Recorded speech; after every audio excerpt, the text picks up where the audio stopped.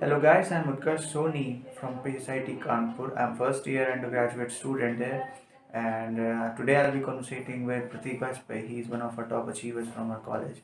He received a package of 30 LPS, so I think you'll enjoy this video.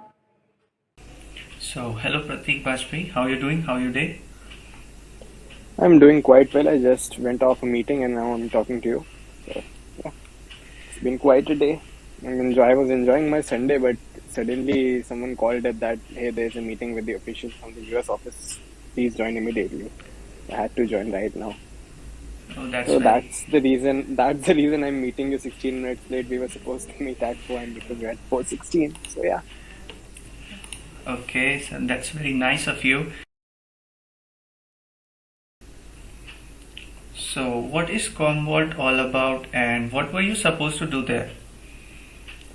Yeah, so Commvault is a US based company and it's primarily into data backup and data recovery. So, what happens is there are times that see data in computer it is very volatile. It is never permanent. You never know when your SSD will crash or when your HDD will crash. So what Commvault does is it takes a regular backup of your data and not at a very small level. Commvault has big customers like Microsoft is a big customer of Commvault. AWS uses Commvault for backup. So Commvault is very much into data backup and data recovery. The smart city corporations in India, we have Varanasi, we have Hyderabad, all of these smart cities also, because petabytes of data is generated in these cities, video recordings, land registry records, and many kinds of other data. So this kind of data also, these smart city corps have used Commvault, are using Commvault software for their data backup. So what happens is when people talk about backup, they understand that maybe they have Dropbox, they have Google Drive, they have OneDrive, and they back up their data on these cloud services. But what many people do not understand is they do not realize is that these backup softwares like OneDrive is there, it also needs some kind of backup to support itself because as it is, OneDrive is somewhere based out of an Azure machine. Microsoft Azure is a place where OneDrive stores all of its data. So what will happen if that particular data center of Microsoft Azure crashes?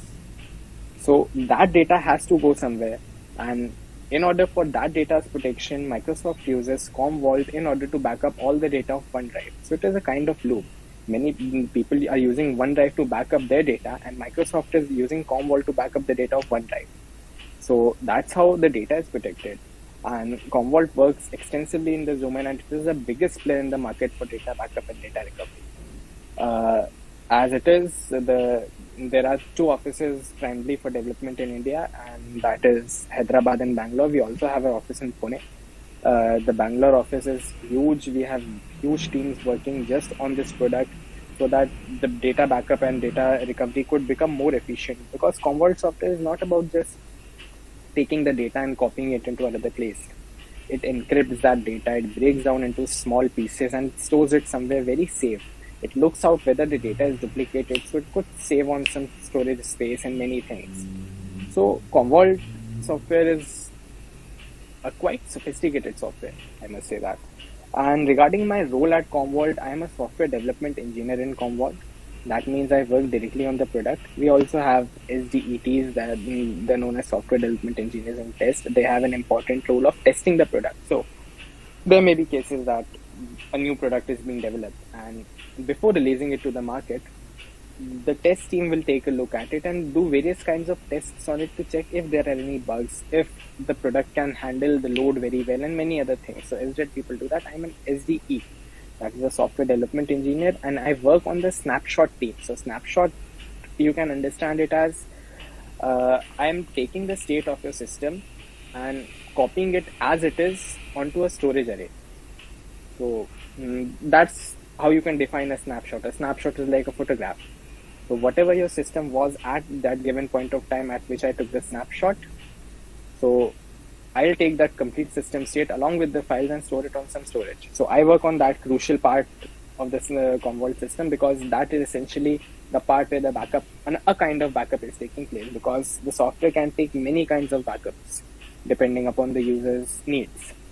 And Commvault is much more into data center backup, but that does not mean that it does not support small end users. You can use COMMVAULT laptop plans or COMMVAULT PC plans to get your personal data backed up. But COMMVAULT software is such sophisticated that in order to utilize it completely, it's better that you go for it on a data center point of view.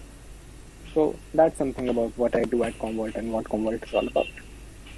The head office is based in New Jersey, Tinton Falls, and one more thing which we should be proud about is that the CEO is Indian, Mr. Sanjay Meechandani. So we have Indians all about in all these big tech companies. We have the trends of ruling big companies and all over the world, and it's a very nice you've got such a designated position on the company, and you deserved it. Thank you so much. And the second question is, have you done freelancing? No, I have not done any kind of freelancing. The past 4 years in college, all I have been doing is competitive coding. I have been on HackerRank, LeetCode, CodeChef, CodeForces, name any website, but HackerRank primarily, that is the place where I have been practicing. And that is the place where I kind of got my problem solving skills, because as it is, I have been coding since class 8. Class 8 was, I guess, in 2014 or 13 for me. I don't remember very well. So I've been coding since that long in C++ only. So that is one thing. Achha, one thing I forgot to tell you that COMMVAULT, when we talk about COMMVAULT, there are basically two kinds of streams. The SD people, they go with C++ or Java, or SDET people, they go with Python.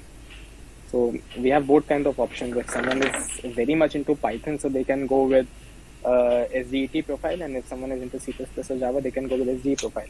So I've been coding for a very long time, and since the past 4 years in college, all I've been doing is practicing on my problem solving skills using my HackerRank or CodeChef.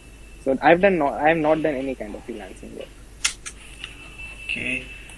Okay, so you've not done any freelancing. So do you suggest of doing freelancing in the college?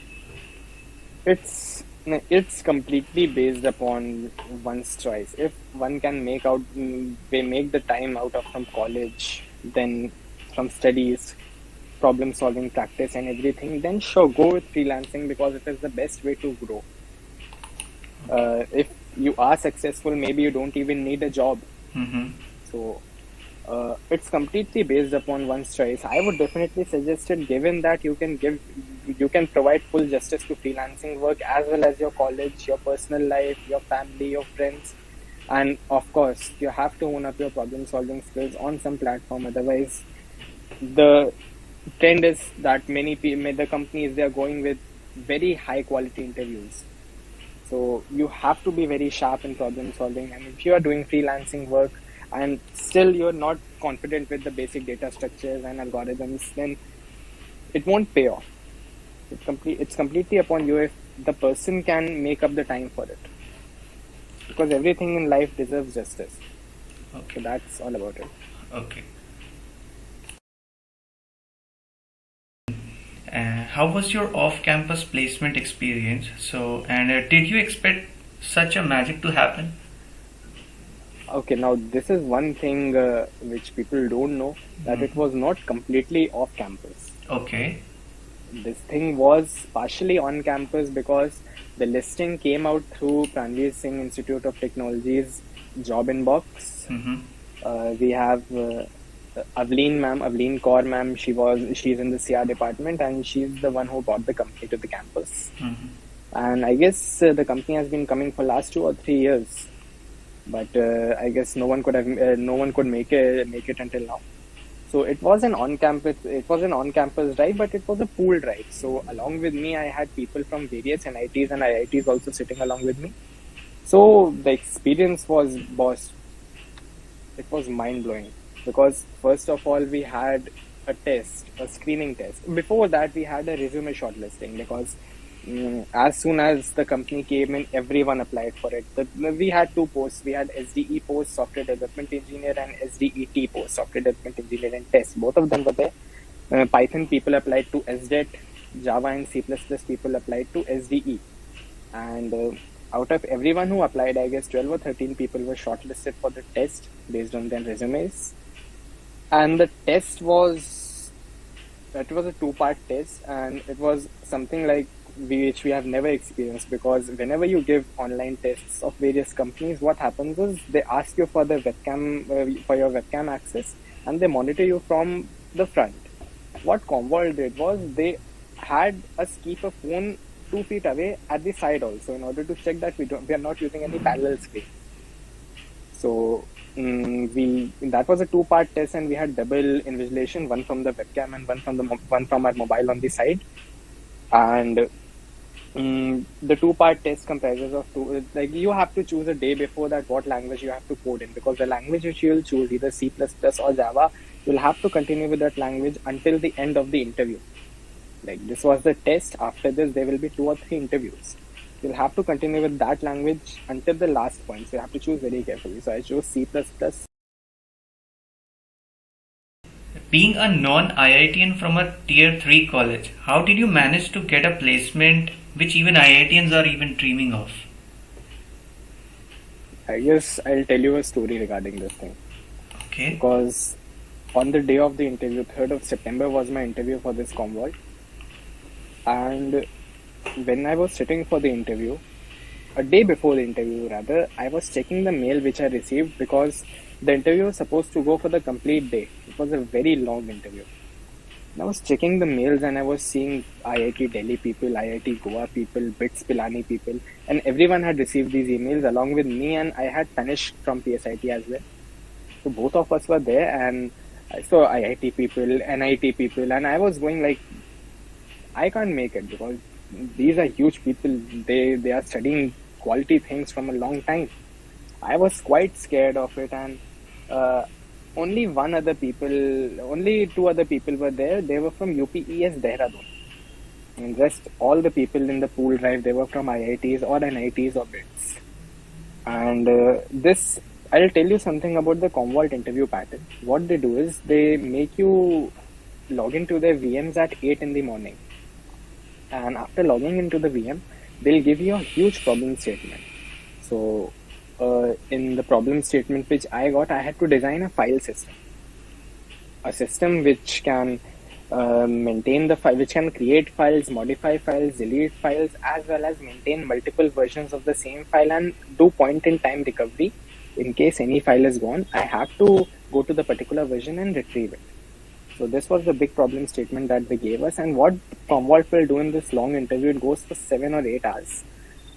It will give you first 1 hour to get to design clear, because all of this programming is done in classes. So it's completely object oriented. You are given classes, and you have to fill up those classes with member variables and methods and everything. So you are given 1 hour to completely design the thing that you will be building. And when you are done building, then they'll ask you to code. You have to get everything working, because they'll test the code thoroughly before letting you go to the further rounds. So in case someone fails to design, they'll ask you to leave. Suppose there's a person, he could not design even the complete file system, they'll ask why you leave, because it's been quite long and you couldn't design, so we don't think that you could code it in this many hours. And then after every half an hour, the mentor who has been assigned to you, they'll come and check your progress. And if your progress is not satisfactory, they'll just ask you to leave the meeting, because of the same reason. They'll be thinking that they're wasting their time. So everybody in that interview except me, Tanishq, and a guy from what we have, UPS Dehradun, and a girl from IIT Goa. 4 of us were there. Everyone was asked to leave from that meeting. So when I'm talking about why I'm telling you this, is because they all were from Tier 1 colleges. So it's never completely about whether I am from Tier 3 or Tier 1. It's completely about how can you approach the problem at that point of time. Because it's very much about skill, but it is also about luck and how your brain is working at that kind of time. Because there can be times, if I'll get a chance, I'll tell you the story that when something happened with me and I thought of giving up. So that was a time when my brain wasn't working. This was a time when my brain was completely working. So Tier 1, Tier 3, Tier 2, these are all just names. If you have got the good amount of luck and the perfect skill, because the skill is the major contributing factor. 90% is a skill, 5% is your brain, is your state of brain at that point, and 5% is your luck at that point. So all of it and you'll make it. So it's not completely about tire. Tire comes in when your resume doesn't get shortlisted, and that is for off-campus placements. But this was, as I told you, not completely off-campus. My resume was sent through by my college. So yeah, it's you see, when we are talking about PSIT, it's got quite a name in the market. So companies do not essentially throw away our resumes, but they put it on hold, and at times they do call us for the interviews. So according to you, hard work pays off, and there is nothing in like brand name. You are from Tier 1 or Tier 2, Tier 3. Nothing. See, the thing is that big companies, very big companies, they come to Tier 1 to take their students. When you are from Tier 2 or Tier 3, you have to fight a bit to get to the interview, because once you have got that interview call, then they'll not look at what college you are from. Only thing they'll look at is how did you perform in the interview and the tests. Okay, that's very nice. And I'm going to ask you my fifth question. And how much one should depend upon college for placements and all other stuffs? Like, I'm basically asking about self-effort. How much somebody should put that? Completely. I'll say that if you're talking about self-effort, without self-effort, nothing works. Because like I what want to college ask. can do. Okay, I want to ask you that were you completely tension-free that my college will get me placed? I do have to do nothing. I'm scoring best marks in my college. I'm top 3 in my class, and I'll get what I deserve. Or you were See, like, okay. I'll tell you one thing. First of all, when you're in college, and Mm-hmm. I'll explicitly state this about AKTU, the examiners don't know how to check copies. I'll say this out loud, because every year I have to pay for the what you call that, re-evaluation. And after re-evaluation, my marks get increased. At one time, I got a 45 mark increase in my exam. So that is something else we're talking about. Marks don't matter in AKTU. One has to be very clear that AKTU does not give marks at once. I have experienced this. So that is one thing. But yeah, when you're talking about how much am I dependent, was I dependent upon my college, and how much tension free, worry free was I when I was sitting for the placement interviews, I was hellish worried, because I knew that all we have is uh, some companies come, they conduct big pool drives and take 100 or 200 students for 2 or 3 LPA, because that is something which happens. The thing which we know, which we call as mass recruitment. So yeah, I was pretty much sure that whatever will happen, I'll not go for this mass recruitment or anything. Uh, so from the first year itself, I was preparing, and my teachers, they, since I was coding from before also, so my teachers saw it in me, and they recommended me the platforms. Like I told you about HackerRank and everything. So I did not get to them by myself. My teachers told me that go to these platforms and practice on them.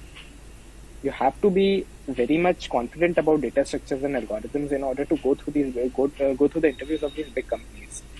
So that's what I did. I From the first year itself, I spent a lot of time on problem solving, and the teachers were there. They constantly supportive. Whenever I had any kind of doubt, I went to them, asked them that how to solve this, and I always had an answer. So regarding my preparation, yes, I was partly dependent upon college and partly dependent upon me, because I had to practice, and practice is the key to success in these kind of scenarios.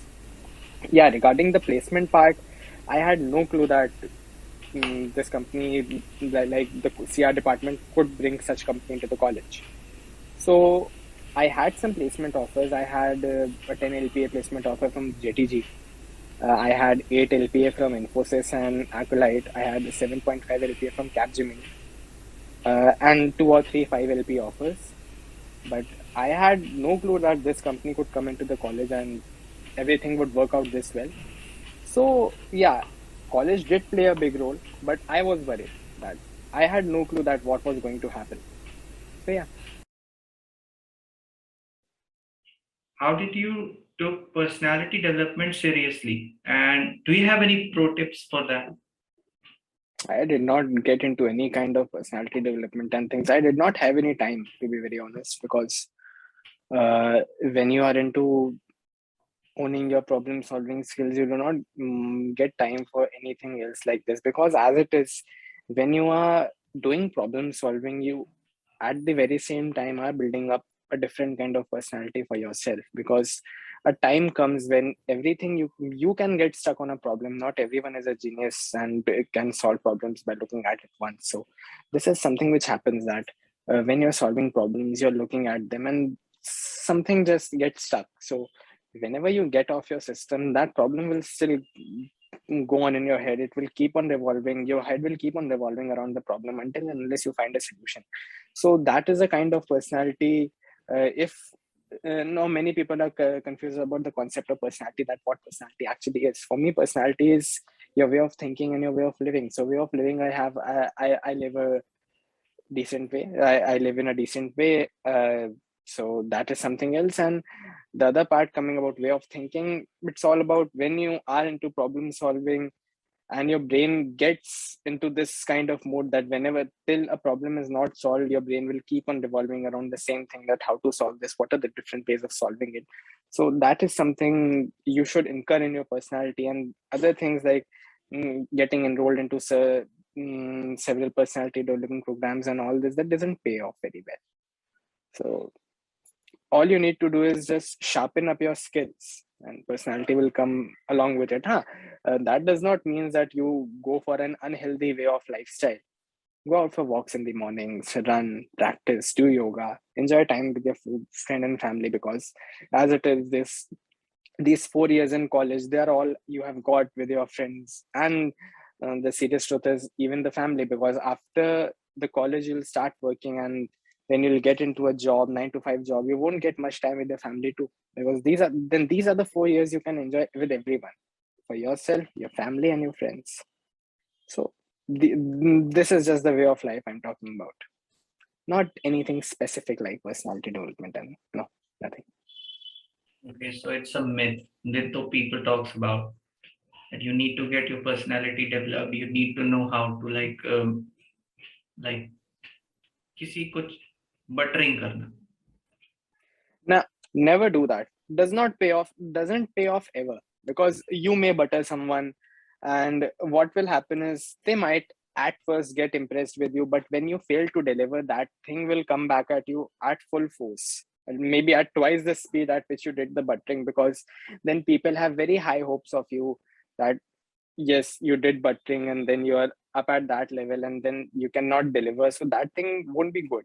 And if you're good at what you do not need any kind of buttering. You'll rise through the ranks by yourself. So yeah. One thing I would suggest is good communication skills. You need to be good in English, because interviews are taking place in English. And when you are in MNCs like in COMMVAULT, I just told you I got off with a meeting from the US people. So you cannot talk to them in Hindi. You have to be good at English. You have to be an effective communicator. You should never hold back anything which you think should be spoken of. Whenever something is in your mind, it is troubling you and it is not inappropriate, you should speak it up. One should have effective communication with everyone, your parents, your friends, your teachers, your colleagues, your boss, everyone. Just be a good communicator. And if someone is weak at English, the college is providing good English training, one should hone up their English skills, because speaking English is important these days, especially in the software domain. But buttering doesn't work. No. So that is something which is need to be getting concerned about. And thank you for the suggestion. And I'll ask you the next question. If you get a second chance to do PTech again, then what are the mistakes you would like to avoid? Going for AKTO. I absolutely hate AKTO for their policy of this weird exam that they do not give appropriate marks at once, because I have no idea what kind of checking they are doing. I absolutely have no idea. Everyone in PSIT in my batch knows my stories, that how I see. I'll tell you the real story. You can check it on my result also. In data structures paper, you'll have it in your second year, I guess. Yeah, second year is data structures. In data structures, I got 42 marks out of 100. And I knew that I had done everything correct. There was nothing I had done wrong. I got 72 marks, 42 marks, went for a rechecking. They gave me 78 marks after the rechecking. The difference is And this huge. is, yeah, I'm telling you, this is not the first time it is happening. It has happened to me since first year. Now I am at a point that I did not even wish for going with the rechecking. And like, jo dena hai de do bhai. I won't go with AKTU. Because if AKTU wants students, then there should be some kind of policy that at least, you know, students are heard. They are charging such a huge money for reevaluation and they're not even refunding it back. Won't go with AKTU ever. Okay, so I'm that's not scaring you. I'm not scaring you, but that is a thing. And if you are having good handwriting, then you do not have to worry about anything. That's also I'm saying. I've got very terrible handwriting. and there is a fact I read somewhere that intelligent people have the terrible writing. Okay, so the next question is, what are the ups and downs in your BTech journey, or was there any moment where you felt like giving up, and what was your next move regarding that? I'll tell you a story regarding this. In March 2021, Goldman Sachs, an opportunity from Goldman Sachs came up, and it was an internship opportunity. I cleared all the tests. There was a preliminary round, the first MCQ round. I cleared that. Thereafter, I cleared a second coding round along with big MCQs and essay writing. I cleared everything, and then there were 3 rounds of interviews. So, 3 crazy tough rounds of interviews. I cleared the first one. I cleared the second one. I came to the third round of interview. In the third round of interview, they asked me a question I knew very well the answer of, because I had been practicing that question. It was a chance of luck. I had been practicing that question for the past 2 or 3 days because that was something that was going on in the college at that point. So I knew perfectly well how to solve that question. I knew each and every optimization that could have been done in the question. And I told him everything from A to Z, how to solve that question, how to approach it in the most perfect way. Like when you're going for a coding interview, it is a thing that you do not throw away your best cards first. Okay. You first of all give them a very lazy, very unoptimized solution, which takes a whole damn time to run. Then they'll ask you that, can you optimize it? Then you'll give them a better solution. You'll optimize it a bit. And then they'll ask you if there are some more optimizations that you could do. Then you will tell the final solution that yes, this is the final solution and this is the most optimized one. Followed the process, did everything.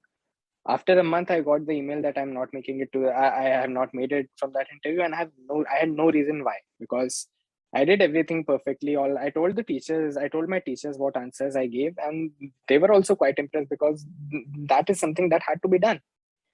And still, no one has any clue why I did not make it through that interview. And that was the time I felt really low because I had done everything to get that thing, to get that opportunity. I did not commit a single mistake in that thing, and yet they did not like get me. They did not give me the chance. It was very sad, and it was very disheartening for me. There was once at that point that I thought of giving up. I said that I'll not solve problems anymore, and delete my hacker rank and lead code accounts. I went crazy during that point because I was very angry from that company and everything. I even wrote several mails to the company that maybe there was some error and they never replied back. So that's the thing companies do. They do not reply. They reply very rarely to whenever you write a mail to the HR regarding these things, they'll say, we'll get back to you, but they never get back until unless it's a very good company. There's a company GTG in which I got placed. Their HR is very responsive. They always respond. These are different companies, different HRs. But yeah, this is one thing. They never replied. So I thought of giving up. So I was very sad at that point. But then again, I have good friends, my parents, my teachers, everyone supported me, and they brought me back to my senses that this is not the end, this was just the beginning. And what I did afterwards was before my second year, I was into C and C++. Second year onwards, I picked up on Python. For the whole second year, I did Python development. I solved problems in Python. I changed my primary language also to Python on various platforms.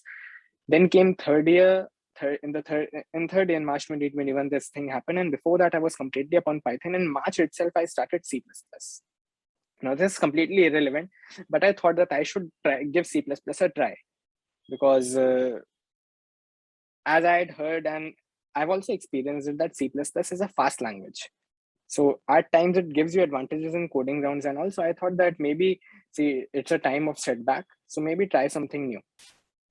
So I tried C++. I kind of started to enjoy that language and everything. I learned the C++ standard template library. I did everything. And that was March. And on 3rd of September, I gave my interview for COMMVAULT. And that too with C++ as my primary language. And in about 5.5 months, I had mastered C++, and now I'm a C++ developer at COMMVAULT. So fate turned things this way, and now here I am. Because I might have never left Python had I made it through that interview. So everything happens for a reason, and you got rejected in Goldman Sachs, and now you are in COMMVAULT at a better deserving position. It does, see, because COMMVAULT is offering a much higher package than Goldman Sachs even at this time. So nothing lost.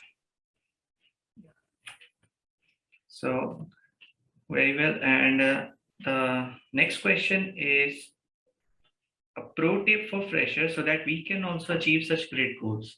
In short, in brief, practice hard. Just if you are listening to this video and you're from the computer science domain, just work on your problem solving skills as much as you can.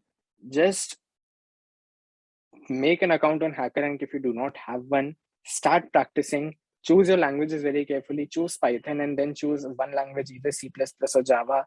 Go for it, solve, and whatever languages you have chosen along with Python, my suggestion is give submissions in both the languages. You choose a problem, you solve it in Python first, then you solve it in C++ or Java, whatever language you have chosen, but go for it and keep on practicing, because only problem solving is the way you can make it, you can rise through the ranks. The college has a wonderful training program. They organize weekly hackathons and everything. You'll be a part of it very soon. So just practice. Practice is the only thing I can suggest. And at the same time, do not get entirely involved in it. Give some time to yourself, because as I said, these 4 years of your life, they won't come back ever again. So give time to your family, give time to your friends, give time to yourself, eat good. And if anyone is into some bad habits, just get rid of them, because I've seen people getting nothing out. Like, they were good people, they got into some bad habits and now they're nothing. So if anyone is into contraband substances, it's a good time to give up. And just practice and enjoy a healthy lifestyle. So, and the last question is for you. Are you satisfied with the achievement you got, or how much settled are you feeling? To be quite honest, I'm actually very happy with the placement I've got, because the company is awesome. They force me to not work on Saturdays and Sundays. They force me not to work after hours. They're saying that enjoy your life. They're saying that if you are given holidays, you have holidays, and you have to take advantage of those holidays and take them. Do not waste your time working on it. The compensation is good, the environment is good, and most importantly, the work is great. So I love C++ development, even though it's not one complete year since I started C++ development, but I'm absolutely in love with it. It gives you a chance to understand a computer system from its roots, right from the storage to the memory to the operating system. You get to understand everything from the base. So that is something I love. I'm like really enjoying my work right now.